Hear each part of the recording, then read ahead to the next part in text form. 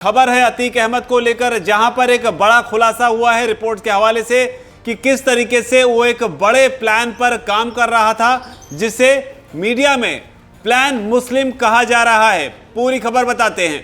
दरअसल अतीक अहमद वो शख्स था जिसकी कभी प्रयागराज में तूती बोला करती थी और बीते हफ्ते पुलिस की कस्टडी में ही उसकी गोली मारकर उसके भाई के साथ उसकी हत्या कर दी गई। लेकिन अब रिपोर्ट्स के हवाले से अतीक अहमद इलाहाबाद दक्षिण विधानसभा सीट के अंतर्गत आने वाली करेली इलाके की पूरी डेमोग्राफी को ही बदल देना चाहता था, यानी कि बड़े प्लान पर काम कर रहा था अतीक।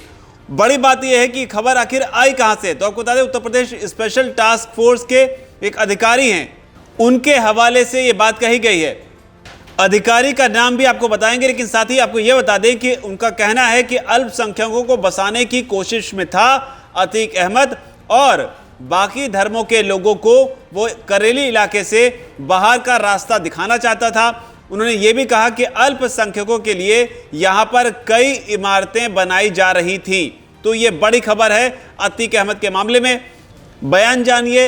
यूपी एसटीएफ के एडीजी अमिताभ यश ने कहा है कि माफिया अतीक ने करेली इलाके में बड़ी भूमि पर कब्जा कर रखा था और यहां अल्पसंख्यकों को ही बसाने का प्लान था।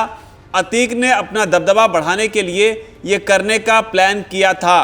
तो इससे पता चलता है कि वो इलाके में कि अगर डेमोग्राफी बदलना चाहता था तो वो क्यों बदलना चाहता था, ताकि उसका दबदबा जो है वो और ज़्यादा बढ़ सके। इसके अलावा अमिताभ यश ने यह भी कहा है कि इतने सारे माफिया हुए लेकिन इस तरह का काम करने का विचार किसी ने नहीं किया था, यानी कि अतीक के मामले में ये नया था। यश ने आगे ये भी कहा कि करेली के पास अतीक अहमद अल्पसंख्यकों का पूरा नगर ही बसा देना चाहता था। उसने गरीबों और वंचितों की जमीनों पर अवैध कब्जा किया था। एक खास समुदाय को बसाकर अतीक गैंग अपना प्रभाव बढ़ाना चाहता था। हालांकि एसटीएफ ने उसके गैंग की इन कोशिशों को विफल कर दिया। वो करेली के पास डेमोग्राफी बदलने की कई कोशिशें कर चुका था।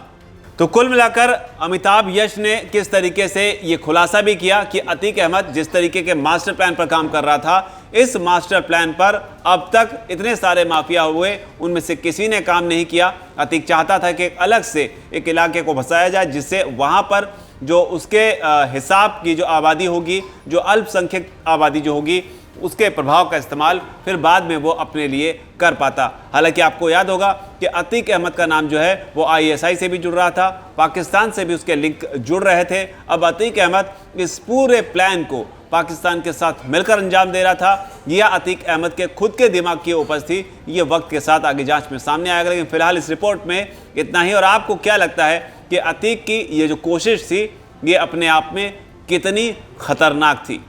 अपनी राय नीचे कमेंट सेक्शन जरूर लिखें। वीके न्यूज, राष्ट्र के नाम।